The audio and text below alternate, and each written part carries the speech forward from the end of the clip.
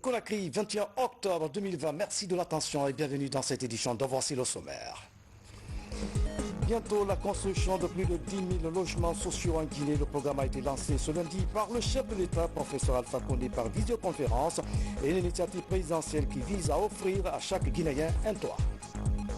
Le plan de redressement du secteur de l'électricité en marche en Guinée. Des spécialistes tunisiens venus appuyer la direction de EDG ont eu des échanges avec la ministre de l'Énergie. Nabi Camara sera dans ce journal. La campagne électorale pour la présidentielle du 18 octobre se poursuit. Les risques d'infection inquiètent les autorités sanitaires. Une réunion a eu lieu à cet effet entre l'ANSS et les commissions santé des partis politiques en lice. Mesdames et messieurs, bonsoir. Ce journal s'ouvre passe sur des décrets du chef de l'État. Décret D 2020-250 PRG SGG portant nomination d'un chargé d'affaires ad intérim à la représentation permanente de la République de Guinée auprès de l'Organisation des Nations Unies ONU. Le président de la République, vu la Constitution, décrète, article 1er, M. Keleti Fama Touré, précédemment conseiller chargé des questions politiques au ministère des Affaires étrangères et des Guinéens de l'étranger, est nommé chargé d'affaires ad intérim à la représentation permanente de la République de Guinée auprès de l'Organisation des Nations Unies ONU. Article 2, le présent décret qui prend effet à compter de sa date de signature sera enregistré et publié au journal officiel de la République, Conakry, le 21 septembre 2020, signé professeur Alpha Condé, chef de l'État. Décret D 2020-251 PRG SGG portant nomination des hauts cadres à l'Agence de financement des communes de Conakry, Aficon. Le président de la République, vu la Constitution, décrète, article 1er, les hauts cadres dont les prénoms et noms suivent sont nommés dans les fonctions ci-après. Directeur général de l'Agence de financement des communes de Conakry et Aficon, M. Alassane Doumbouya, économiste analyste, matricule 585-945J, précédemment conseiller technique en charge des questions du développement local à la primature. Directeur général adjoint de l'Agence de financement des communes de Conakry Aficon, M. Mohamed Sidi Sako, expert en administration des affaires, matricule 296-826Z. Article 2, le présent décret qui abroge toute disposition antérieure contraire prend effet à compter de sa date de signature, sera enregistré et publié au journal officiel de la République. Conakry, le 21 septembre 2020, signé professeur Alpha Condé, chef de l'État. Dans l'actualité de ce soir, le chef de l'État, professeur Alpha Condé, a procédé ce lundi au lancement des travaux de construction des logements sociaux en Guinée.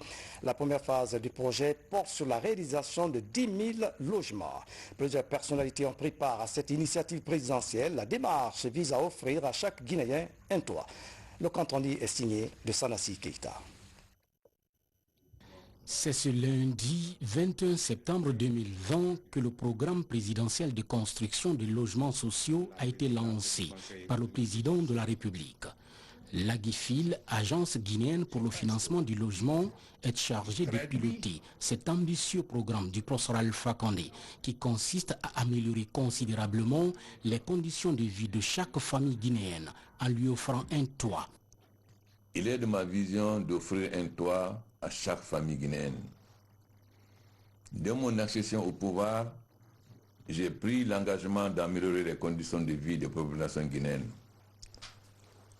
Le programme présidentiel de construction de logements sociaux, de logements abordables, est l'une des initiatives qui vise à un meilleur partage de la prospérité et favorise l'inclusion économique et sociale.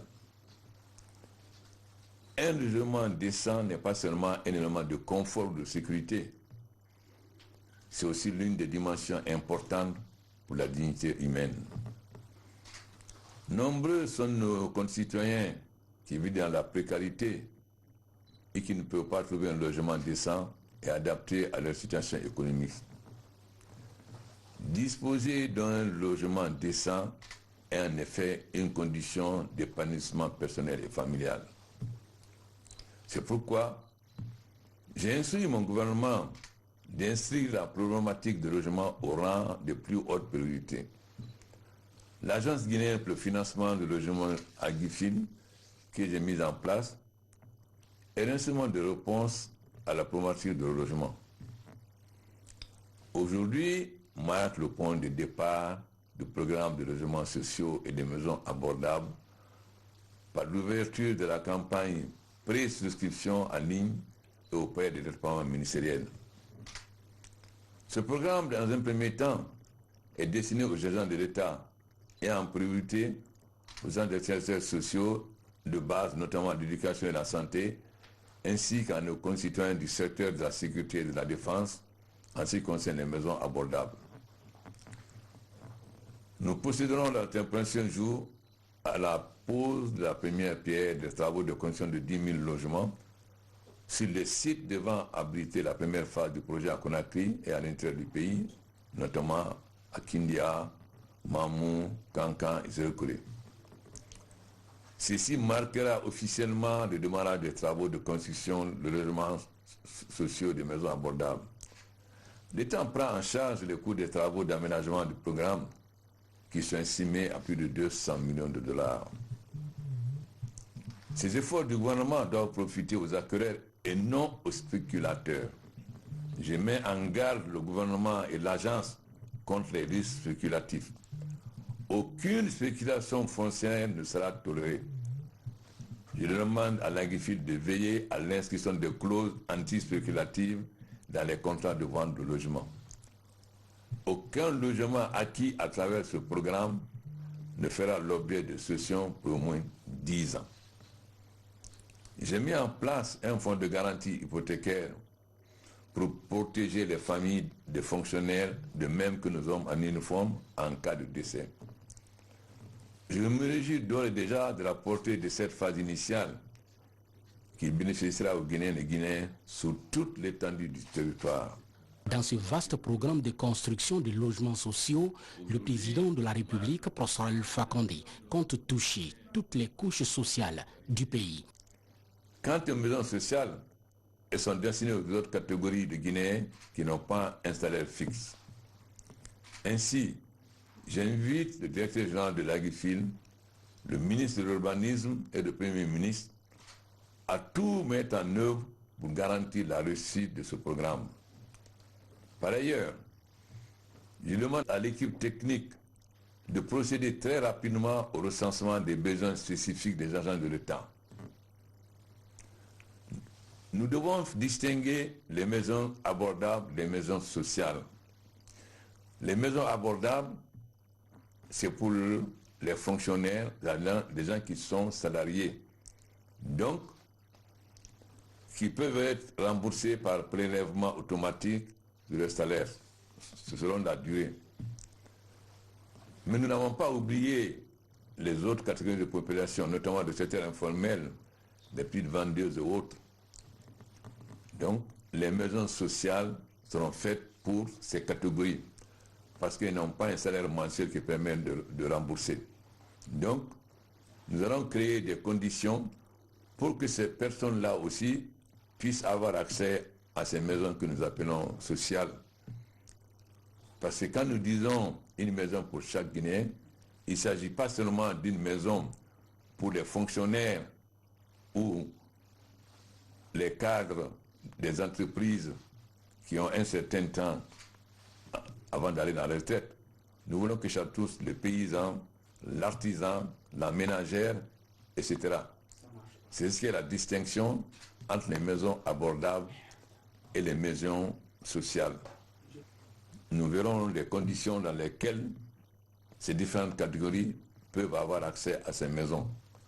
Parce que nous avons dit une maison pour chaque Guinéen, nous n'avons pas dit une maison pour chaque salarié. Donc, c'est toutes les catégories de Guinéens qui sont concernées. Les jours à venir, le gouvernement procédera à la pose de la première pierre de construction de 10 000 logements pour la première phase du projet à Conakry et dans certaines villes de l'intérieur du pays. Les activités de l'Agifil, l'agence guinéenne de financement des logements sociaux, ont été donc lancées à Conakry. Dans sa première phase, l'Agifil ambitionne de mettre à disposition 10 000 logements, un programme du chef de l'État suivi de près par le Premier ministre chef du gouvernement. Les banques commerciales sont associées à ce programme. Adi Kamara. Dans le secteur de l'immobilier, l'offre de logement se pose en termes de défis pour le gouvernement. Conformément aux orientations du chef de l'État, une agence de financement du logement est mise en place en 2019 sous la supervision du Premier ministre chef du gouvernement. Favoriser l'acquisition d'un logement décent et à coût abordable pour les ménages est l'ambition pour tout le pays. Plus de 44 000 hectares ont été immatriculés et titrisés.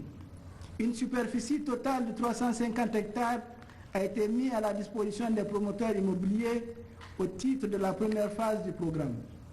Aussi, 15 promoteurs immobiliers ont été présélectionnés à la suite d'un appel à candidature restreint. Il a été négocié et arrêté avec chaque promoteur les plans de logement établis sur les sites concernés conformément aux normes requises sur le plan national et international. Les prix des logements ont été également arrêtés. Ils varient entre 200 millions et 500 millions de francs guinéens selon le type de logement. Pour faire rapidement des résultats, d'importantes réformes juridiques et réglementaires sont mises en branle. Des partenaires financiers mobilisés avec une garantie de la Banque centrale. Des conditions d'accès aux logements sociaux commodes sont définies avant le démarrage de la construction. Notre pays connaît un déficit annuel de 45 000 unités de logement par an et un besoin cumulé de 500 000 logements de toutes catégories confondues. Avec un taux de croissance démographique de 3,1% et une projection de la population nationale de 12 à 23 millions en 2040. Il était impératif de propulser la stratégie de développement du secteur de l'habitat pour atteindre les objectifs de développement durable. Le mécanisme de financement mis en place par la Banque centrale de la République de Guinée en collaboration avec l'association professionnelle des banques est des plus favorables. Le taux d'intérêt ne dépasse pas 6% de prélèvement sur une période de 25 ans pour les bénéficiaires.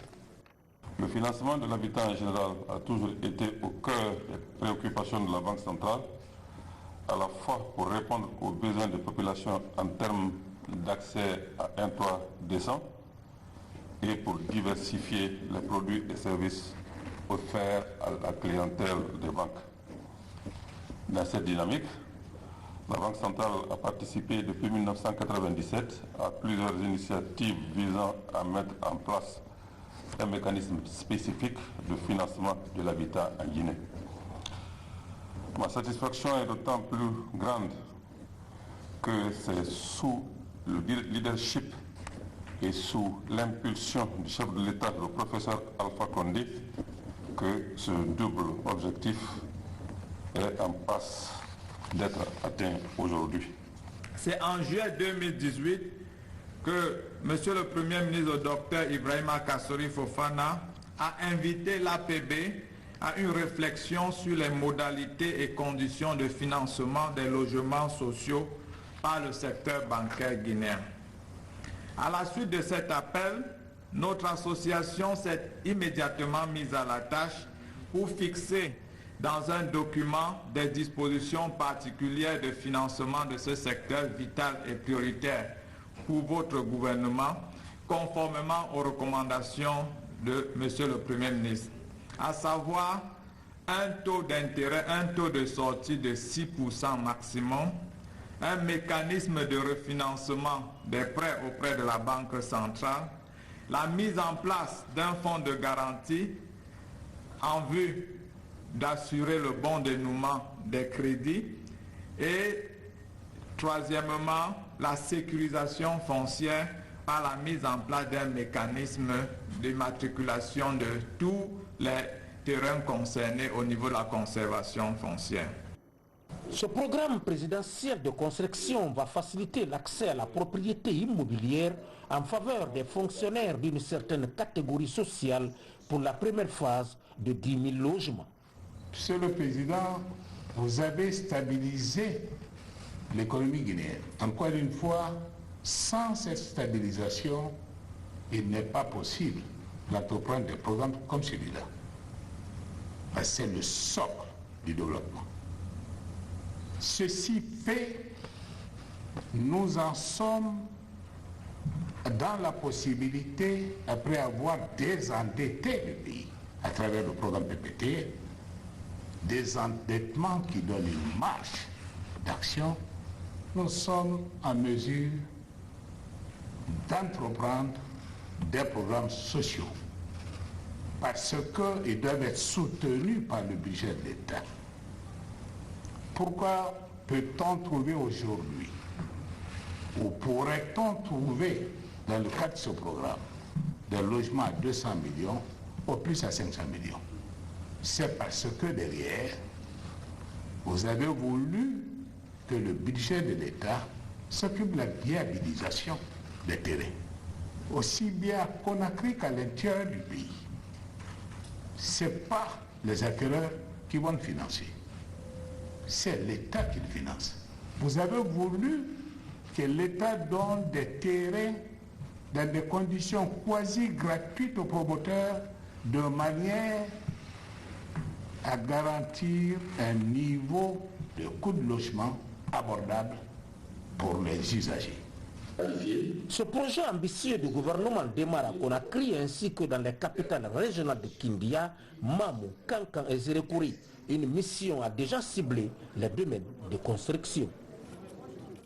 Le plan de redressement du secteur de l'électricité se poursuit, élaboré et adopté par le gouvernement guinéen en 2012.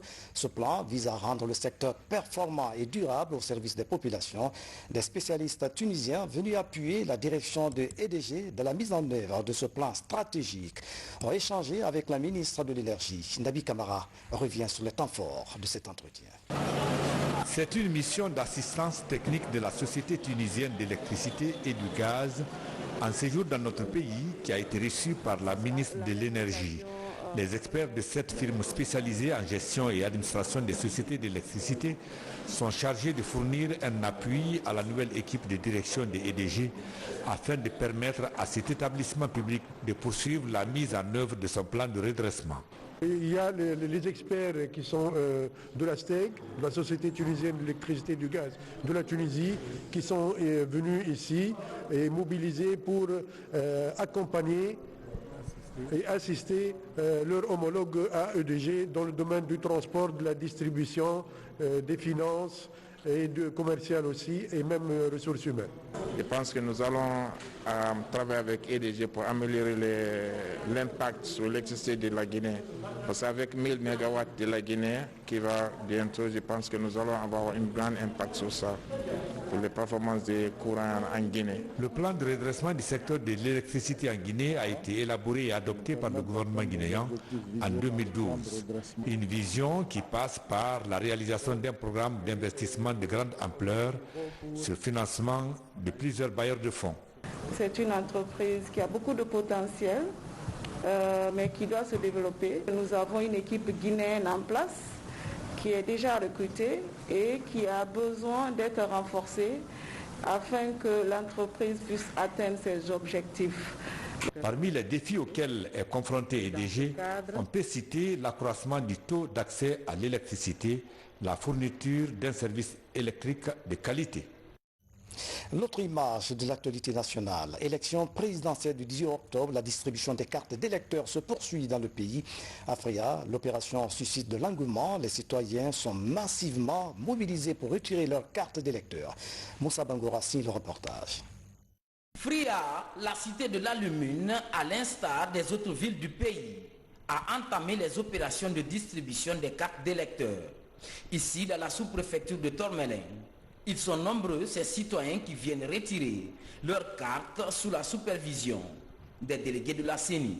L'opération prend un mois selon la loi, donc du 19 au 17 octobre, mais la loi dit que ça peut continuer jusqu'au jour du scrutin.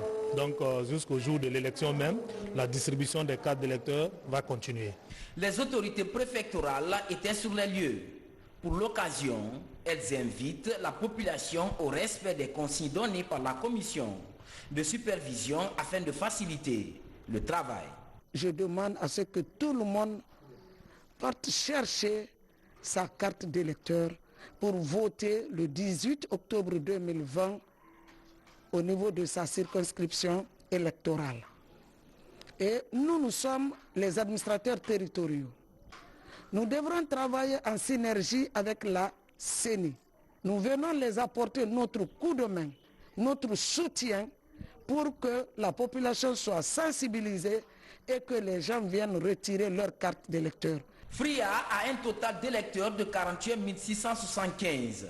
Ces opérations de distribution des cartes d'électeurs vont se poursuivre jusqu'au 18 octobre 2020, jour du scrutin. En ce jour de travail dans la région forestière, le président de l'Assemblée nationale sensibilise les populations sur la non-violence, accompagné par les députés de la région honorable. Amadou Damaro Camara invite les jeunes à renforcer la cohésion sociale. À Kissidougou, tout comme à Gekedou, les mêmes messages sont véhiculés. Ablaye Diallo sur les pas du président de l'Assemblée nationale. Au cours de son séjour dans la ville de Kissi-Kaba-Keita, le président de l'Assemblée nationale confère avec les sages, les jeunes et les responsables communaux et administratifs de Kissidougou. Au menu des échanges, le renforcement de la cohésion sociale et la promotion de l'unité nationale, condition indispensable pour le développement socio-économique de notre pays. Le vivre ensemble à Kissidou est réel. C'est une valeur qu'il faut préserver. Le respect mutuel des uns et des autres pour ce que chacun est. Ce que je ne cesse de dire surtout aux jeunes. Ça a existé il y a 60 ans. Le maire de Kissidou était un Thomas, Ansana Biarobi. Le premier député de la Guinée, Yassine Diallo, c'est à Kissidou. C'est Mamba Sano qui l'a amené. Il dit, viens, on va faire une liste, on va participer aux élections. Sékou Touré de Sankara était le maire de Kaloum. Loi Fassou René Le Guerzé était pendant 27 ans l'élu de Kiroane entièrement mandingue. Toumane Sangaré, c'était l'élu de Gekedou. Permanent. Il a de Biaprou là, le Kanga. Ça veut dire que ce n'est pas nouveau. C'est notre génération qui a échoué. Pourtant, ces pères de la nation qui nous ont amenés à l'indépendance, ce n'étaient pas des universitaires. C'est eux qui ont battu le colon dans son propre cadre juridique pour nous donner l'indépendance en éveillant la conscience du Guinéen. Cette initiative intervient à quelques jours de l'organisation de l'élection présidentielle prévue le 18 octobre prochain. Avec cette campagne de sensibilisation, l'honorable Amadou Damaro Camara affiche l'ambition de voir cette consultation tant attendue par les Guinéens se dérouler dans la paix durant tout le processus électoral. L'avenir appartient à Dieu, mais le devenir est en fonction des actes que nous posons aujourd'hui. Par conséquent, je vous invite, vous, les leaders d'opinion, à cultiver cette entente. Même dans l'empire médiéval mandingue, on ne prenait pas quelqu'un par son nom, mais on donnait à qui pouvait le faire, au meilleur d'entre eux. Ça, c'est l'aspect social qui facilite, qui est le terreau du développement politique. Tout comme Kissidougou, à Gekedou également, les mêmes messages d'unité et de paix sont véhiculés par le président du Parlement guinéen, accompagné par tous les députés de la région forestière. La délégation parlementaire a ensuite profité pour visiter quelques actions en cours de réalisation financées par l'exécutif à sa tête, le professeur Alpha Condé. Il s'agit par exemple de la construction de la grande mosquée de Gekedou et celle de la paroisse à Saint-Louis de Kissidougou. La campagne électorale s'intensifie sur le terrain et sur les antennes de la RTG. Contexte Covid oblige. Les risques d'infection inquiètent les autorités sanitaires. Ce lundi, l'Agence nationale de la sécurité sanitaire a échangé avec les délégués de la commission santé des partis politiques en lice. L'objectif est de veiller au respect strict des mesures sanitaires pendant les meetings et autres regroupements. Mamadi Ternakamisoko, reportage. La campagne électorale est la période des grands rassemblements un peu partout dans le pays. Avec la présence de la pandémie du coronavirus, il faut inclure cette nouvelle donne dans les agendas des 12 partis politiques candidats au compte de la présidentielle du 18 octobre. Pour minimiser les risques de contamination du reste élevé, un cadre de concertation et d'action est désormais créé. Il comprend l'équipe de l'Agence nationale de sécurité sanitaire et les commissions santé des formations politiques en course. L'objectif est de veiller à l'application des barrières sanitaires lors des meetings et autres manifestations politiques. On a voulu qu'il y ait un contact fréquent entre nous et les différents partis politiques engagés dans les élections pour que nous puissions veiller ensemble au respect des mesures barrières lors des rassemblements. Deuxièmement, c'était pour leur dire les craintes que nous avons par rapport à la tenue des réunions et des mouvements de masse dans les lieux clos et les lieux ouverts. Et aussi les mesures d'accompagnement sur le plan mesures de barrières sanitaires, ce qu'ils devaient prendre. Et le quatrième point, c'était pour qu'on les informe sur les messages de sensibilisation et les messages sur lesquels ils pouvaient nous aider pour que les gens qui sont déjà porteurs de signes évocateurs de la Covid puissent être référés dans nos formations sanitaires et dans les différents lieux de notre pyramide sanitaire. Au jour d'aujourd'hui, nous avons des tests rapides disponibles dans toutes les préfectures du pays et que les gens pouvaient bénéficier de ce service de connaître leur statut de façon gratuite. Comme gage de bonne foi, l'ANSS vient de mobiliser 1 200 000 masques recyclables, soit 100 000 masques par parti politique. Mieux, des rencontres hebdomadaires sont annoncées tout au long de la période de campagne. Des équipes médicales seront en constante alerte pour gérer d'éventuels cas de maladies liés au Covid-19. Un engagement qui rassure les délégués des différents candidats. Je crois qu'à partir de là, avec l'assistance que l'ANS apporte, n'est-ce pas, aux partis politiques, je crois que nous pourrons à coup sûr, n'est-ce pas, contrecarrer la propagation de cette maladie dans les différents meetings et de campagne. Et je suis sûr que nous qui avons assisté à cette rencontre, nous transmettrons fidèlement à nos leaders, à nos partis politiques, à nos militants, pour que ces mesures de barrière soient vraiment respectées à tous les niveaux. Nous sommes très contents et honorés de participer à cette rencontre dans la mesure où ça y va de l'intérêt de tout le monde. Parce que la santé publique, ce n'est pas la santé d'une personne, c'est la santé de l'ensemble des populations guinéennes pour lesquelles nous nous battons nuit et jour pour leur bien-être. Ce cadre est mis en place sur recommandation du comité interministériel à l'ANSS. Le taux de positivité au Covid-19 dans le pays est de moins 2% actuellement. Le pari est désormais de maintenir cette bonne tendance en dépit de l'ambiance électorale. Un nouveau cadre de concertation entre les jeunes vient d'être mis en place. L'initiative est du mouvement Jeunesse Consciente. C'est le premier élément des nouvelles nationales traitées sous forme de télégramme à l'image, signé Bakary Bambakonde.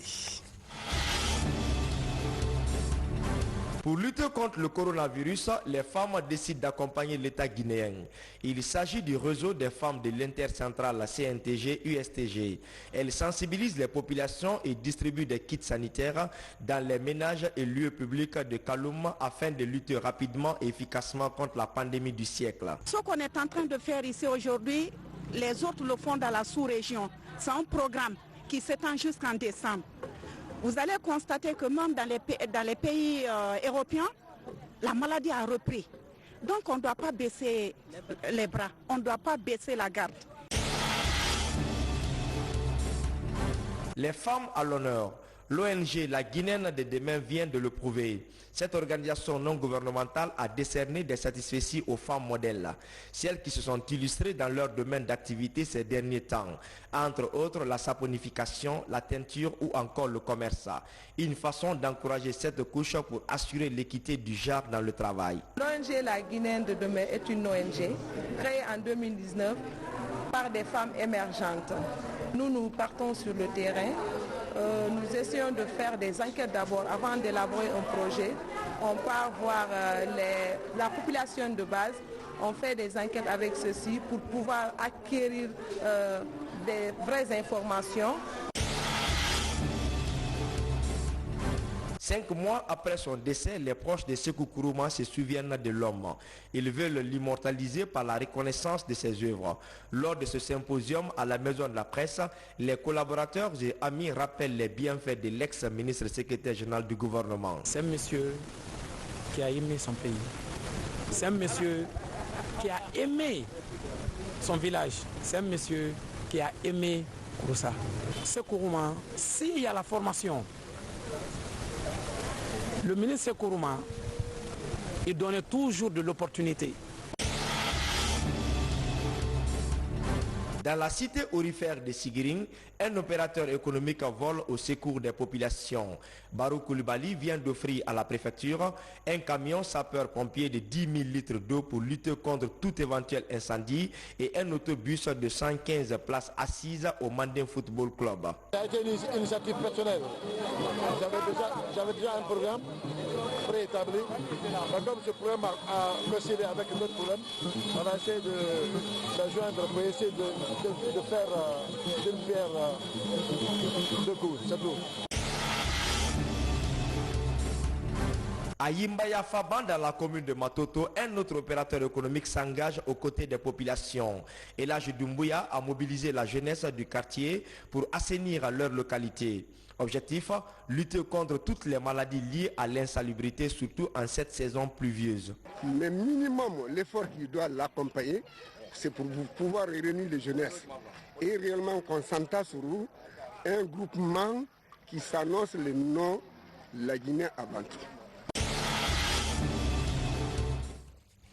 Voilà, mesdames, messieurs, c'est la fin de cette édition à tous. Merci de nous avoir suivis. Excellente soirée, où que vous soyez dans le monde. À demain.